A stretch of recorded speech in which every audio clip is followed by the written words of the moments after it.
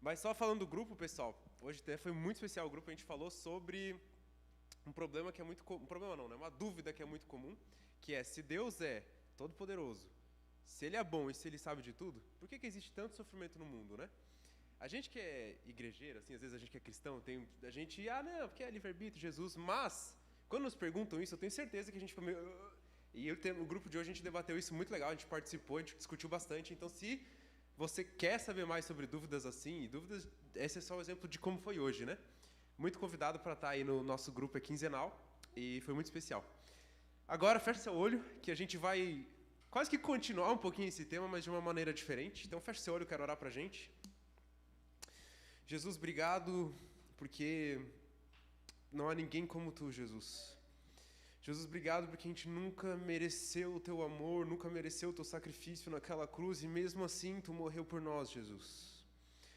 Jesus, Tu és o Todo-Poderoso, Tu és maravilhoso, Tu és a luz do nosso mundo, Tu és a luz do mundo, Tu és a luz que ilumina o nosso coração, os nossos olhos. Sem Ti, a nossa vida não tem sentido nenhum, Jesus. A gente está aqui por Ti, Jesus, a gente está aqui louvando, adorando por Tua causa, a gente está aqui pregando por Tua causa, sem Ti nada faz sentido, Jesus. Tu és o centro do universo, o centro da nossa vida, o centro dos nossos projetos. Pai, glória a Ti, Deus, pela Tua misericórdia e graça, Senhor. Sem ela a gente não podia nem sequer estar aqui. Pai, em nome de Jesus, eu oro para que Tu fale ao nosso coração. Espírito Santo, fala ao nosso coração. Entra no profundo do nosso coração. Me usa só como um canal. Deus, eu não tenho capacidade nenhuma. É totalmente Tu, Espírito Santo. Flui nesse lugar. Vá no nosso coração. Fala, questiona e mexe o nosso coração. Em nome de Jesus. Amém. Amém. Queria convidar todo mundo a estar muito aberto essa noite, porque a gente vai falar de, com certeza, um dos livros mais fortes da Bíblia, que é o livro de Jó. E não é um livro fácil de a gente entender, nem de ouvir, muito menos, aceitar. Então, vai ser uma palavra de bastante reflexão, mas que eu tenho certeza que a gente vai conseguir reter muitas pérolas. E talvez, de verdade, talvez você pense que, olha, não estou passando pelo que Jó passou nesse momento. Ou, sei lá, nunca passei, talvez nem vou passar por algo tão sério assim. Mas, mesmo se você não está passando por um sofrimento grande hoje, retenha muito o que a gente vai falar aqui, porque com certeza um dia, com certeza, tá, você vai passar por um sofrimento grande, e isso aqui vai poder te ajudar a refletir naquele momento. Amém? Queria então começar introduzindo o primeiro capítulo de Jó. Acho que os guris vão colocar aqui, que daí é mais fácil. Jó 1, do versículo 1 ao 12. É bem a introdução, aí eu vou introduzir o contexto e a gente conversar um pouquinho. Então vamos lá. Na terra de Uz vivia um homem chamado Jó. Era um homem íntegro... grava bem isso, tá? Era um homem íntegro e justo, temia a Deus e evitava fazer o mal. Tinha ele 7 filhos e 3 filhas. E possuía 7.000 ovelhas, 3.000 camelos, 500 juntas de boi e 500 jumentos, e tinha muita gente a seu serviço, era o homem mais rico do Oriente. Pode passar para o próximo, mas naquela época, tá? Por que dá tanta explicação, né? Quantos jumentos, tá? Porque era como eles explicavam quão rica era uma pessoa, né? Então é como se a gente falasse hoje, quando você vê a lista dos 10 mais ricos da Forbes, você vê em bilhões de dólares. Naquela época era assim, quantos mil camelos, quantos mil jumentos, então, por isso que a Bíblia é tão enfática, naquela época era assim. Seus filhos costumavam dar banquetes em casa, um de cada vez, e convidavam suas 3 irmãs para comerem e beberem com eles. Terminando um período de banquetes, Jó mandava chamá-los e fazia com que se purificassem. De madrugada ele oferecia um holocausto em favor de cada um deles, pois pensava, talvez os meus filhos tenham lá no íntimo pecado e amaldiçoado a Deus. Essa era a prática constante de Jó. Certo dia os anjos vieram apresentar-se ao Senhor, e Satanás também veio com eles. O Senhor disse a Satanás, de onde você veio? Satanás respondeu ao Senhor, de perambular pela terra e andar por ela. Disse então o Senhor a Satanás, reparou em meu servo Jó? Não há ninguém na terra como ele, irrepreensível, íntegro, homem que teme a Deus e evita o mal. Será que Jó não tem razões para temer a Deus? Respondeu Satanás. Acaso não puseste uma cerca em volta dele, da família dele, de tudo que ele possui? Tu mesmo tens abençoado tudo que ele faz, de modo que os seus rebanhos estão espalhados por toda a terra. Mas estende a tua mão e fere tudo que ele tem, e com certeza ele te amaldiçoará na tua face. O Senhor disse a Satanás, pois bem, tudo que ele Tudo que ele possui está nas suas mãos, apenas não toque nele. Então Satanás saiu da presença do Senhor. Era até o 12, né? Isso, eu não sei porque na minha cabeça tinha o 15. Tá, só antes de a gente começar a falar, é legal trazer alguns contextos, porque se a gente não entende bem o contexto desse livro, quando a gente lê, o que a gente pensa? A gente pensa que Deus foi o vilão. Porque, nossa, Satanás chegou, foi Deus que introduziu, né? Ah, você viu meu servo Jó? Parece que Deus está se gabando, né? E dando motivo para Jó, não, então deixa eu... Então, vamos entender bem o contexto, né? Primeiro de tudo, é legal a gente saber que Jó, ele viveu quase que ali na época de Abraão, então é muito antes até de Moisés, da lei mosaica, do templo, então é lá bem no início, mais ou menos a época de Abraão ali. E o que eu acho muito legal aqui que a gente precisa saber? Aqui quando diz, deixa eu achar aqui. Tá. Os anjos vieram apresentar-se ao Senhor, Satanás também veio com eles, né? Aqui quando fala Satanás, é uma tradução, né? O podcast até o cara fala isso, mas ele fala que a palavra usada aqui mesmo no hebraico é Satã, e não é tipo falando, o Satanás veio, é literalmente falando, Satã significa acusador. Então é literalmente falando, olha, o acusador veio para acusar junto com eles. Então é já trazendo, tem um intruso ali no meio e ele está vindo com um objetivo. Não é tipo simplesmente Satanás, ele já estava vindo para acusar. Então o texto já está deixando claro, olha, ele está vindo por algum motivo aqui. E aí outra parte, quando fala que Satanás estava a perambular e andar, né, quando Deus pergunta, de onde você veio? Ele responde, de perambular a terra e andar por ela. Quando a gente ouve isso, parece que Satanás estava lá, Jó, né, perambulando. Na verdade, não. Quando fala aqui perambular pela terra, na verdade, a palavra que está descrevendo aqui é a mesma que diz lá de Deus no início, quando fala que o Espírito de Deus pairava sobre a terra, pairava sobre as águas. Então aqui está dizendo no sentido, olha, a terra era dominada por Satanás. Então a terra era dele, Satanás estava andando no ambiente dele, ou seja, era posse dele. E aí você entende por que Satanás estava indo. Porque, a terra é minha, eu estou andando e tem algo estranho, tem alguém que está temendo a Deus. Isso está me atrapalhando, está atrapalhando o meu domínio sobre a terra. Então é por isso que Satanás foi lá, ele foi para acusar alguém que estava atrapalhando o domínio dele. Então a gente já começa a entender que na verdade não foi algo super aleatório, Satanás do nada foi, Deus questionou, não. Satanás já estava indo com esse objetivo, e aí Deus obviamente só questiona, então se a terra é sua, você domina ela, você reparou meu servo Jó? Ele teme a Deus, você não domina ela totalmente assim. Ficou claro o contexto um pouquinho mais? Reparou meu servo Jó, não há ninguém na terra como ele, irrepreensível, íntegro. Enfim, esse é o contexto. O que vai acontecer depois? Então Deus dá a permissão, e aí simplesmente numa tacada só, né? Enfim, Jó ele perde todos os rebanhos, rebanhos de jumentos, de bois, de camelos, perde os servos também, numa tacada só. Para piorar, né, os filhos dele, os sete filhos e as 3 filhas estavam tendo um banquete na casa de um dos irmãos, e aí vem o vendaval e a casa cai em cima de todos eles. Então não só perdeu todos os bens, todos os servos, que representa aí, vamos pensar, a riqueza dele, tudo que ele tinha, ele também perdeu o que ele tinha de laço emocional e família, tudo numa tacada só, que foi todos os filhos de uma vez só. Né? Super cruel, eu imagino que ninguém aqui passou por um sofrimento dessa dimensão. E aí, estou trazendo todo o contexto, tá? Aí depois que aconteceu tudo isso, Jó vai lá e fala o que está em Jó 1, do 20 ao 22, dá para pôr aqui também? O carinha lá, o Jó, né? Que massa. Ao ouvir isso, Jó levantou-se, rasgou o manto e rapou a cabeça, depois que ele ouviu toda a tragédia ali, né? Então prostrou-se com o rosto em terra em adoração. E disse, saí nu do ventre da minha mãe e nu partirei. O Senhor o deu, o Senhor o levou. Louvado seja o nome do Senhor. E tudo isso Jó não pecou e não culpou a Deus em coisa alguma. Só por isso a gente já fica, meu Deus, né? Que cara fora de sério, eu jamais teria essa postura, né? De adorar a Deus e ainda falar, não, Deus levou, Deus me deu, Deus tirou. Óbvio que ele estava muito mal, quando a gente lê assim parece que foi algo de boa, mas com certeza não. Tanto é que ele raspou a cabeça e tudo mais. Mas aí depois acontece o seguinte, Satanás de novo, né? Vai lá a mesma coisa, Satanás vai com os anjos, aqui eu não vou mostrar para não enrolar, mas Satanás vai lá de novo e fala, Deus. Deus pergunta, você viu meu servo Jó? Você atrapalhou a vida dele, tirou tudo, mas mesmo assim ele não me amaldiçoou como você disse. Ele falou, Deus, mas assim, né, Satanás, você só deixou tirar os bens, faz algo no físico dele, né, no corpo dele, vamos ver se ele não vai te amaldiçoar. Deus fala, então, pois bem, pode afetar o físico dele, né, só não tira a vida.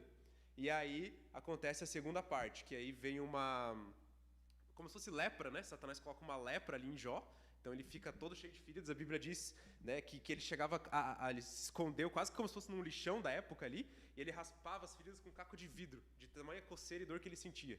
Então, terrível. Terrível. Então Jó ele perdeu ali primeiro todos os bens, riquezas, depois ele perdeu os filhos para piorar e depois ainda foi afetado no físico com essa coisa terrível. E aqui que começa a acontecer.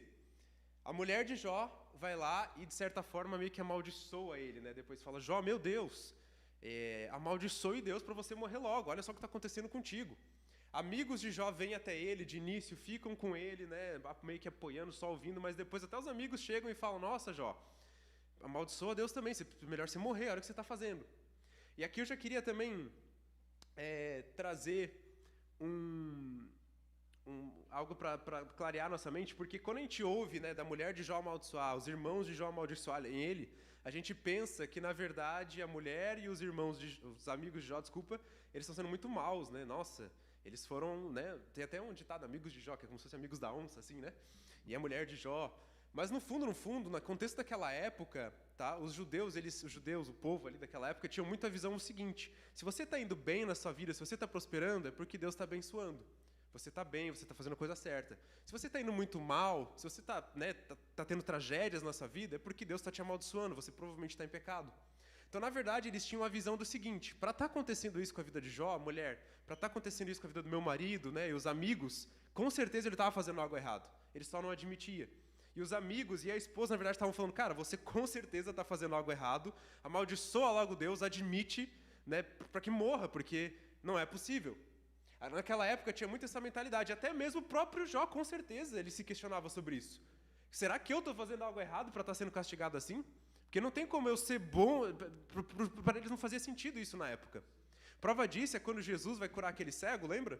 Que aí o que acontece? Os discípulos vão lá e perguntam: mestre, quem é que pecou para que esse homem seja cego? Foi os pais deles ou foi ele? Ou seja, estão atrelando, né, uma dificuldade, uma enfermidade com um pecado. Olha, se está mal é porque teve algo errado. E Jesus fala: olha, nenhum nem outro. Né? Então, vem daí, é essa cultura. Por isso que os amigos têm toda essa postura. E aí, eu já estou terminando todo o contexto, a gente já vai entrar na parte mais legal. Mas aí o que acontece? Dito tudo isso, né? Mulher fala, os amigos falam, não sei o que, tudo mais. Deus ele vai lá, mas no final do livro de Jó, e aparece 2 vezes para Jó. Primeira vez, Deus aparece para Jó e começa a levar Jó a ver todo o universo, assim, como se fosse o poder criativo de Deus, o Deus que criou os céus e a terra, o Deus que criou os rebanhos, né, os animais. Deus começa a mostrar o poder de Deus. Jó fica maravilhado, né? Ele começa a mostrar tudo que Deus é capaz de fazer para mostrar: ó, Jó, você está se questionando de muita coisa, mas você precisa saber quem eu sou.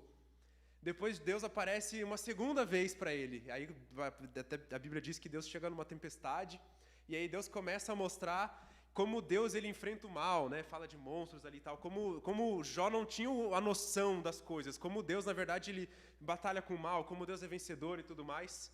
Então, Deus aparece 2 vezes para Jó, e nessa segunda vez Jó fica até espantado: meu Deus, eu não tinha dimensão do que Deus fazia e tudo mais. E aí, depois disso tudo, de Deus aparecer 2 vezes, Jó fala aquele famoso versículo que para mim é o melhor de todos: meus ouvidos já tinham ouvido a teu respeito, mas agora os meus olhos te viram. Jó 42, 5.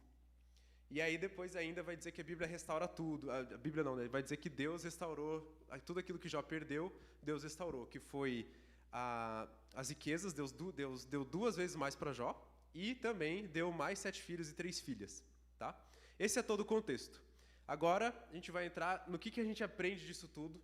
Tá? Eu fiz questão de a gente trazer esse contexto para a gente ter bem clareza do que é o livro de Jó, né? A gente tirar essa imagem que a gente tem de Deus como um vilão, entender por que os amigos e a mulher tiveram essa postura. E agora, os aprendizados desse livro, que retenha isso no seu coração. Quero falar 5 aprendizados. O 5º é o mais importante, de verdade. Tática de retenção aqui, para você ficar prestando atenção até o final.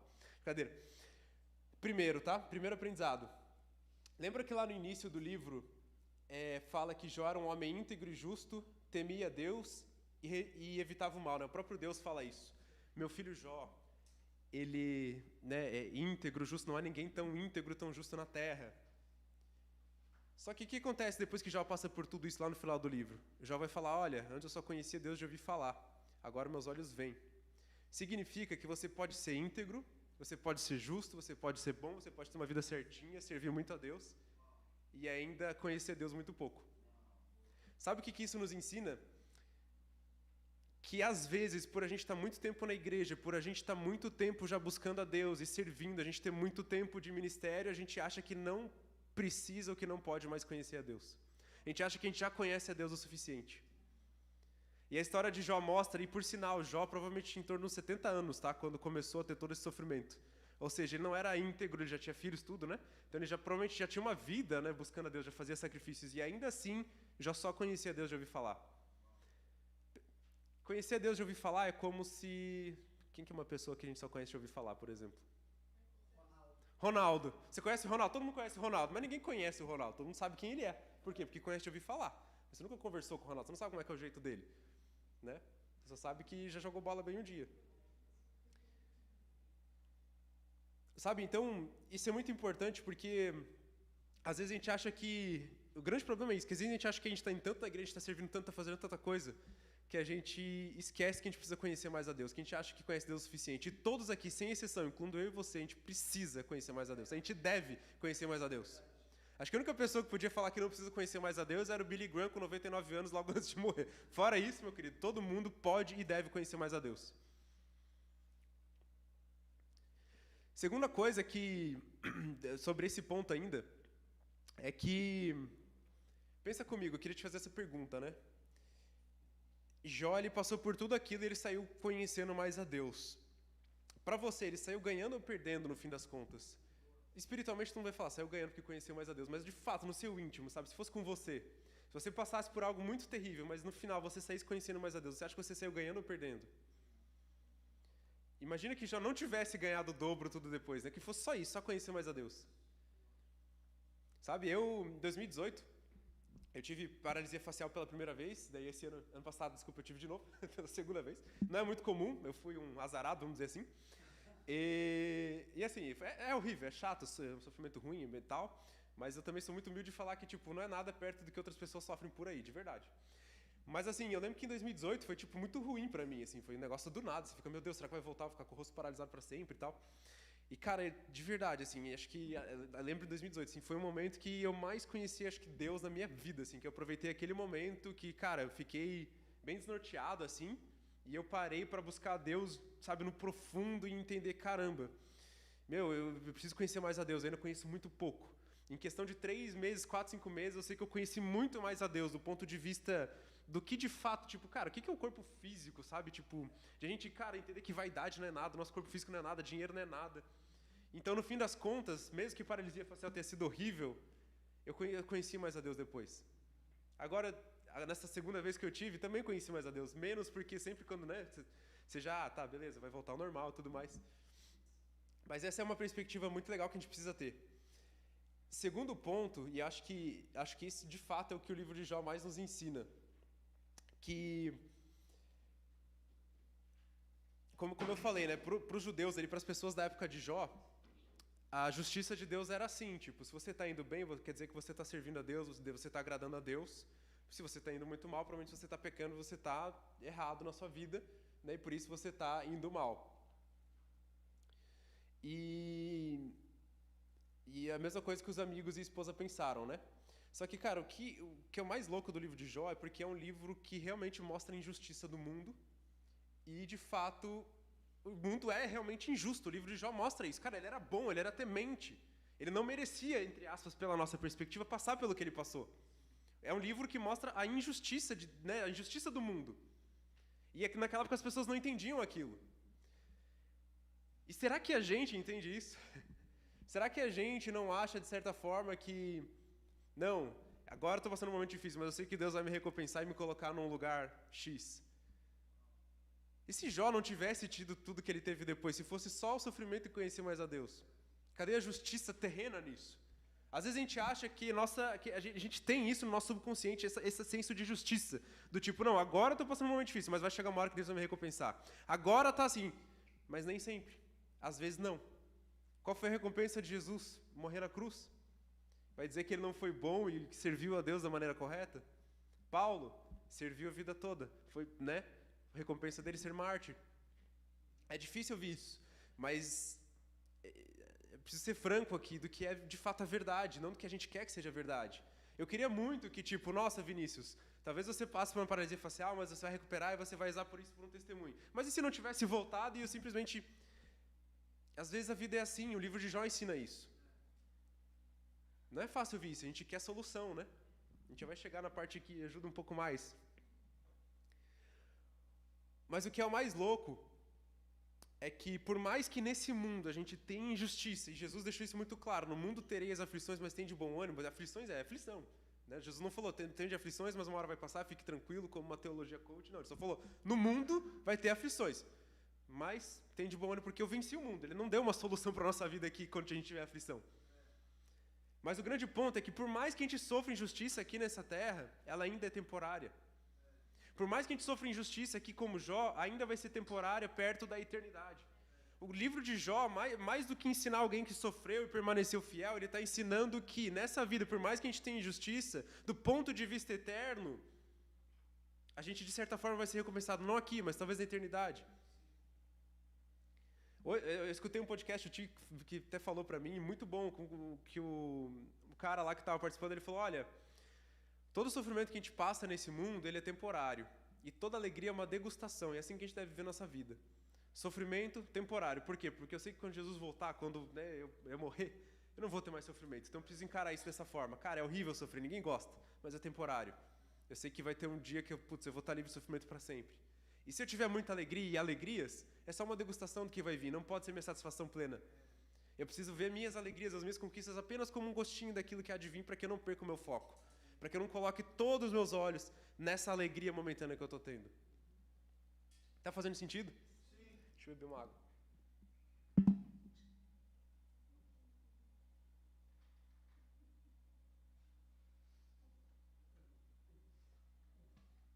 Beber uma água, copo todo, né?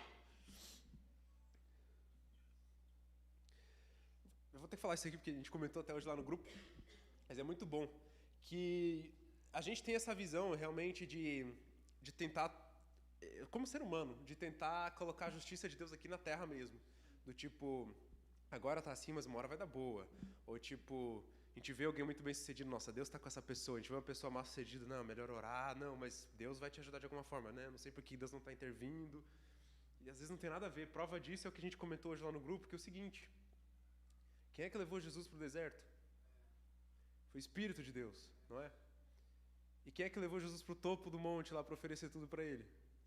Foi o diabo.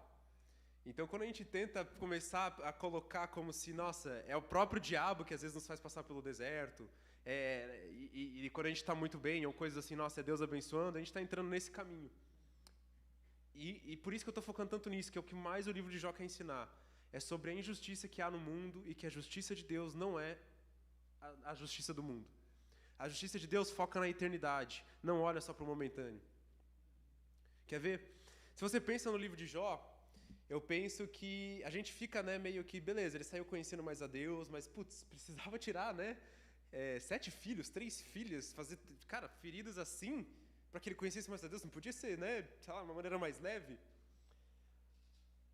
Mas agora pensa como a nossa visão é limitada, né? Essa história hoje chega a bilhões e bilhões de pessoas, né, através da Bíblia.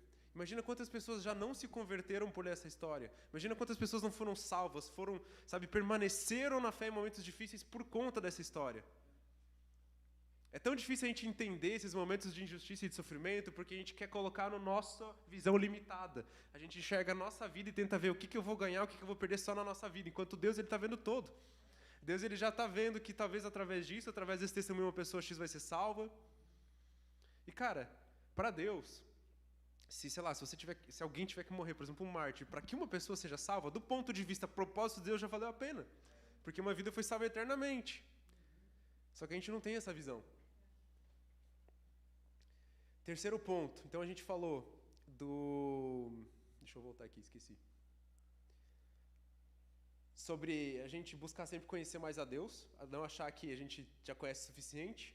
Segundo, sobre a injustiça no mundo e que a gente precisa entender que nem sempre vai ser como a nossa justiça, ou melhor, não vai ser. Agora, terceiro ponto, quando você tem algum amigo que está passando por algo como Jó, um familiar, ou até você, mas principalmente um amigo, tá? Seja como Eliú. Quem que é Eliú?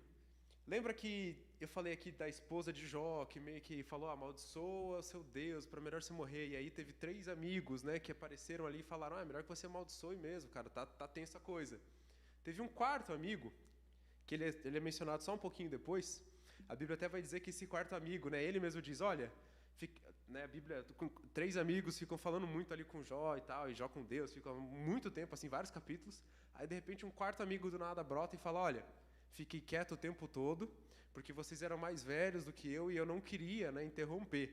Mas agora acho que chegou a minha hora de falar. E esse amigo, Eliú, ele simplesmente fala para Jó, Jó, não ouve o que esses amigos estão te falando. Isso que você falou, cuidado, não é isso. Deus, ele permanece sendo Deus mesmo com isso que você está passando. Deus, óbvio, eu tô adaptando, mas ele fala, tipo, cara, Deus não muda. Deus é bom, Deus é fiel. Até peguei aqui um trecho para falar. Jó 33, 5 ao 15. Não sei se tem ali. Não sei se eu mandei. Se não, eu leio aqui. Esse é o amigo dele falando. Responda-me então, se puder. Prepare-se para enfrentar. Meu amigo dele falando. Sou igual a você diante de Deus e também fui feito do barro. Por isso não devo esperar nenhum temor e a minha mão não há de ser pesada sobre... será que eu estou certo? Peraí. Qual que é o versículo? Tá, eu vou ler aqui, eu não sei se eu passei errado ou se eu que estou viajando, mas é o seguinte, Jó 33, 5 ao 15. Mas eu lhe digo que você não está certo, porquanto Deus é maior do que o homem. É um amigo falando para Jó, Jó, você não está certo com isso que você está falando, porquanto Deus é maior que o homem. Por que você se queixa a ele de que não responde às palavras dos homens? Pois a verdade é que Deus fala, ora de um modo, ora de outro, mesmo que o homem não perceba, em sonho ou em visão durante a noite. Quando o sono profundo cai sobre os homens, ele dorme em chamas. Ou seja, o que esse amigo está falando? Jó, Deus ele fala, fica tranquilo, ele está em silêncio agora, mas Deus fala. Deus não ouve esses, né? Deus é fiel. Eu sei que você está achando que Deus é mau, que Ele está te punindo, mas Deus não é assim. Seja como esse amigo. Sabe, a gente precisa cuidar. Às vezes a pessoa ela está sofrendo, coisa assim, não está entendendo o porquê está acontecendo aquilo na vida dela, e a gente, de certa forma, até sem perceber, baseado na nossa justiça, a gente acaba agindo assim como os amigos de Jó. É verdade. Putz, é verdade. Deus, cara, vou orar por você. Ao invés de ser como Eliú que fala, cara, eu não sei porque você está passando por isso, mas eu sei que Deus é bom. Sabe, Jesus, ele sofreu como você até mais. Então, assim, por mais que está muito difícil a situação, o que eu posso te dizer é, Jesus entende que você está passando porque ele sofreu isso também. Sabe, você não está sofrendo sozinha, tem Deus sofrendo com você. Deixa eu orar por você. E você afirma de fato quem Deus é, você não afirma a situação da pessoa. Seja como Eliú. E aí Eliú tem outro versículo que é muito forte, que é Jó 36, 11.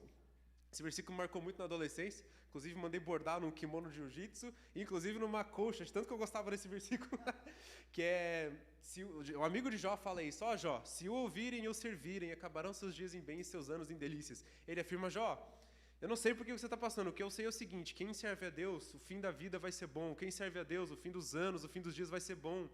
Tipo, fortalecendo a fé de Jó, mesmo naquele momento. Inclusive é o versículo que eu uso toda vez que eu mando parabéns, aniversário pra alguém, eu mando esse versículo, tá? E assim, pode ser ano após ano, eu vou mandar sempre o mesmo. Então já tô avisando, tá? Vocês saberem que se eu mandar de novo, eu gosto. E assim vai ser. 4º ponto. Sobre o sofrimento, né? Que aí acho que é a parte principal do livro. C.S. Lewis, ele falou, né, num livro, que o sofrimento é como um megafone nas mãos de Deus para falar com o mundo ensurdecido. E a gente já falou isso ali, né? Que Jó conhecia Deus de ouvir falar, sofreu tudo, viu Deus. O sofrimento, ele tem um poder de abrir os nossos olhos para Deus, de uma forma que talvez se a gente não sofresse, a gente não teria. Salmo 73, Asaf, né? Que era um levita, o cara vivia no templo. Né? O Salmo 73 vai falar que ele começa a se questionar do porquê que Deus... ele abençoava quem era ímpio e as coisas ruins aconteciam com os justos. Um cara que vivia no templo, que era provavelmente o mais próximo de Deus naquela época, ele começa a se questionar sobre o sofrimento que ele estava passando e que pessoas ruins não passavam. E aí ele chega a falar, um cara que era o maior sacerdote, era a Fer dos dias daquela época, o levita. Ele vai lá e começa a falar, eu quase tropecei, no sentido, quase me desviei, quase me afastei de Deus. Mas aí ele fala, esse versículo aqui, deixa eu abrir aqui. ele parece que ele cai na real, nessa crise, nesse todo sofrimento, ele cai na real e fala: contudo, sempre estou contigo, tomas a minha mão direita e me sustens. Tu me diriges com o teu conselho e depois me receberás com honra. A quem tenho no céu senão a ti, na terra nada mais desejo além de estar junto a ti. O meu corpo e o meu coração poderão fraquejar, mas Deus é a força do meu coração e a minha herança para sempre. Ou seja, foi através desse sofrimento que Asaf, mesmo sendo um cara que servia no templo, que conhecia Deus, ele cai na real do tipo: meu Deus, eu não tenho nada se não for Deus. Nos céus eu não tenho nada, na terra eu não tenho nada, ao ponto de falar que tu és a minha herança para sempre. O que é isso? Por ele ser um levita, eles não tinham posses como herança, porque eles, por estarem servindo no templo, eles viviam aquilo ali, eles não ganharam terras como as outras tribos de Israel como herança, para criar o gado, né, para criar, enfim, as famílias, as coisas. A função deles era servir no templo, eles viviam do dízimo. Então, quando ele fala, Deus era a minha herança, não tem problema, Deus, porque eu te conheço, tu és a minha herança. Mas foi através dessa crise que ele chegou a esse entendimento. Sabe, meu convite e eu sei que isso é muito difícil, é fácil falar aqui, mas em momentos de sofrimento, busque conhecer mais a Deus. Aproveite esses momentos para que os seus olhos se abram de uma maneira como não se abriu antes. Aproveite esses momentos para você cair na real, como você depende de Deus, como você é fraco sem Deus. E que você consiga enxergar que, meu Deus, por qualquer coisinha eu posso morrer. Eu preciso de um Deus que é mais forte do que isso, do que esse mundo.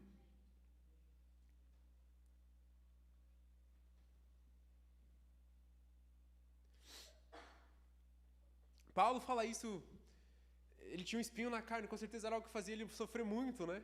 E lindamente ele vai lá, ora e clama a Deus 3 vezes, e imagino que Paulo orando 3 vezes não é tipo 3 oraçõezinhas, né? Imagino que é 3 momentos de jejum e clamor, e Deus responde as 3 vezes: olha, não vou tirar esse espinho, porque a minha graça te basta. O meu poder se aperfeiçoa nessa fraqueza. Ou seja, através do sofrimento, eu me revelo para você. Através do seu sofrimento, através disso que te atrapalha, você vai conhecer mais o meu poder. Agora, o último ponto, quinto e último ponto, que acho que é o mais importante dessa mensagem e que é maravilhoso. Que a história de Jó, tudo isso que a gente leu, no fim das contas, aponta para Jesus. Jó, não existe um consenso do que significa esse nome, né, a tradução desse nome em hebraico, mas uma das possíveis, talvez e mais aceitas traduções é: meu pai me abandonou. Agora pensa comigo, o que Jesus falou lá na cruz, né? Quando estava lá, ele fala: meu pai, por que me abandonasse? Então a história de Jó já está nos mostrando algo sobre Jesus, né? Sobre o que ia acontecer na vida de Jesus. Jesus lá naquela cruz falando: meu pai, por que me abandonasse? Sofrimento, sentimento de solidão. Aí Jesus, se a gente pensa no jardim de Getsemane também, né? A Bíblia diz que Jesus, ele suando, né? Gotas como sangue, ele ora e estava sofrendo tanto, pronto suar como sangue, né? Porque ele não estava sentindo Deus, próprio Deus, Filho de Deus, né? Sentindo ausente de Deus, sendo separado de Deus, mas ele continua orando, né? E gotas como sangue, sentimento de solidão, como se o pai dele tivesse abandonado. Ele chega lá na cruz e fala: meu pai, por que me abandonasse, né? Mas ainda assim, em tuas mãos eu te entrego o meu espírito. Ainda assim, mesmo, cara, tu estando me abandonando, eu te entrego o meu espírito, eu vou ser obediente, eu vou manter minha comunhão contigo. A história de Jó aponta para Jesus, sabe? Esse momento todo de silêncio, Jesus passou por isso. É quase que uma prefiguração do que aconteceria com Jesus. E de que mesmo nesse momento de silêncio, mesmo nesse momento de solidão, nesse momento de cruz, que Jesus passou, é a nossa missão manter a comunhão com Deus. É isso que Jesus nos ensina. Pai, eu sei que tu me abandonou, já a gente já te sempre, suando gotas como sangue, ele continua orando, continua falando, continua confiando. Na cruz, pai, tu me abandonou, mas eu te entrego o meu espírito. Jó, pensa comigo. Ele vai dizer que, né, muito do livro de Jó, ali, todo aquele momento de crise de Jó, é porque Deus estava em silêncio, né? Mas como é que Jó sabia que Deus estava em silêncio? Porque ele falava e Deus não respondia, mas ele falava. Não tem como você saber se Deus está em silêncio se você nem fala com ele. E aí depois, por que Deus fala com Jó, né? Porque Jó daí fala com Deus e Deus responde. Qual que é a chave aqui final acho que de todo o livro de Jó, né? E que seria a chave de como a gente consegue manter a nossa fé, né? Como é que a gente consegue manter essa comunhão que Jesus manteve, que Jó manteve mesmo em meio ao sofrimento? Não tem como inventar a roda, mas é mantendo a comunhão, é perseverando na comunhão com Deus. Jesus foi assim, mesmo no jardim de Getsemane, perseverou em oração. Na cruz, permaneceu em comunhão. Jó permaneceu em comunhão, falando com Deus, mesmo em sofrimento, permanecia falando com Deus, permanecia falando com Deus. Aí Deus responde, mas ele continua falando. E com certeza depois, no momento de felicidade dele, continuou falando também. Sabe, eu sei que não é fácil, quando a gente está passando por um momento de sofrimento, a gente orar. Eu sei que não é fácil a gente estar passando por um momento assim, a gente manter comunhão, mas a chave é essa. E aqui eu não estou falando de tipo, nossa, você está passando por sofrimento, ore 1 hora por dia, leia tantos capítulos da Bíblia. Não é sobre isso, porque não existe padrão para comunhão. Mas é sobre, cara, manter os olhos nele. Está passando por um sofrimento terrível, eu mantenho meus olhos nele. Eu vou perseverar crendo que ele continua sendo Deus. Eu vou perseverar continuando crendo que ele é o meu provedor. Eu vou perseverar mantendo os meus olhos nele. Talvez eu não consiga orar hoje, não tem problema. Meus olhos estão nele, eu sei que ele está comigo. Eu sei que ele está no controle. Isso é manter a comunhão. Eu tenho transtorno obsessivo compulsivo, né? Já falei algumas vezes. Mas eu sofri literalmente 20 anos seguidos com toque. Assim, dos 5 até os 20 anos. Mas eu sofri muito, assim, de verdade. Quando as pessoas, né, entendem de toque, geralmente é aquela coisa de, tipo, deixar as coisas retinhas, lavar a mão várias vezes. E também, né, eu já tive tudo que é tipo de sintoma. Mas eu sofria bastante mesmo. Várias épocas de chorar várias vezes, assim, todo dia, à noite e tal. E eu também sentia dificuldade, às vezes, de orar. Inclusive, o toque afetava a minha vida com Deus. Tipo, atrapalhava, era ruim, né? E por que eu chorava tanto, às vezes, à noite? Porque o toque, ele é considerado pela psiquiatria um dos transtornos mais incapacitantes que existe, né? Assim como talvez depressão, transtorno de pânico. E eu me sentia muito incapacitado, eu sempre achava que eu não ia conseguir ter uma vida normal. Tipo, eu sempre orava para Deus me curar, e eu sabia que Deus podia, mas eu não via a cura, né? E eu sempre tinha dúvida de será que eu vou conseguir fazer coisas na minha vida, né? Será que eu vou até conseguir pregar, porque o toque ele é muito incapacitante. Mas de certa forma eu perseverei em comunhão, mesmo assim. E não é fácil, eu sei que não é fácil. A minha experiência limitada de sofrimento, essa talvez seja a maior dela. Tive outros sofrimentos, mas essa talvez é a que mais perdurou. Mas no fim das contas, é sobre isso, é sobre permanecer em comunhão. Sabe, esse é meu espinho na carne. Hoje eu conheço mais a Deus por causa disso. Hoje eu sei que a graça dele me basta, a graça dele me capacita, o favor dele me capacita. O teu sofrimento talvez seja outro. Meu convite é busque e persevere em comunhão mesmo assim. Mantenha os olhos nele, não desista. Sabe? Meu convite é para pessoas que não estão assim. Com certeza você conhece alguém que está assim. Seja um Eliú. Fala, olha, cara, eu não sei te dizer por que você está sofrendo, mas eu sei te dizer quem é meu Deus e que Ele se compadece disso e que eu vou estar orando por você, que eu vou estar aqui. Feche seus olhos onde você está.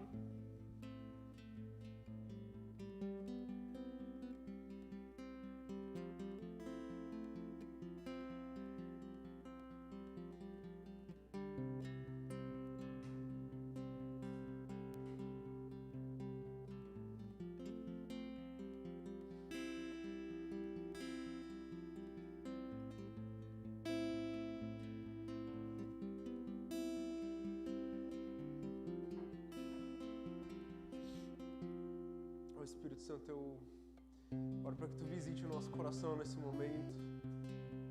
Pai, eu oro que se tem alguém passando por uma situação de sofrimento, eu oro pelo Teu conforto, Espírito Santo, pelo Teu consolo. Talvez a gente não tenha respostas, mas a gente te tem. E talvez a gente não tenha resposta, a gente não saiba a razão, mas a gente tem Você, Jesus. Pai, eu oro para que nesses momentos, seja se tem alguém passando, seja se vai passar, passou, Senhor, eu oro para que a gente saia desses momentos te conhecendo mais. Se revela mais a nós, Jesus.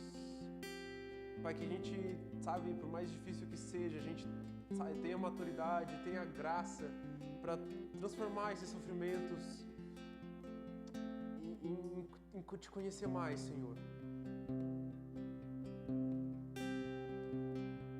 A gente crê na Tua cura, a gente crê no Teu poder de cura, no Teu poder de livramento, mas a gente também sabe que enquanto a gente estiver aqui no mundo, a gente vai ter aflições.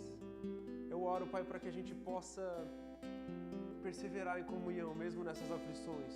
E a gente precisa da Tua graça, Espírito Santo.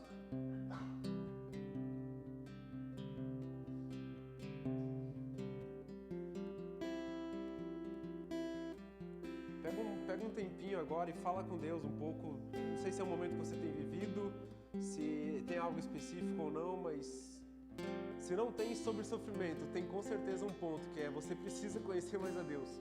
Fala com Deus nesse momento. Deus, como que eu posso conhecer mais? Através desse sofrimento, através disso. Me ensina, Deus, fala comigo.